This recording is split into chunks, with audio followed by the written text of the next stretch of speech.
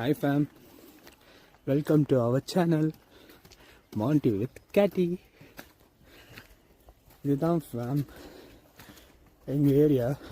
நாங்கள் குன்னூரில் இருக்கோம். பார்த்தீங்கன்னா டெய்லியும் நாங்கள் இந்த ரோட்டில் தான் நாங்கள் நடந்து போகிறோம். தெரியுதா? இதுதான் ஃபேம். எங்கள் ஏரியாவை பார்த்துக்கோங்க ஃபேம். சூப்பரான ஏரியா ஃபேம்.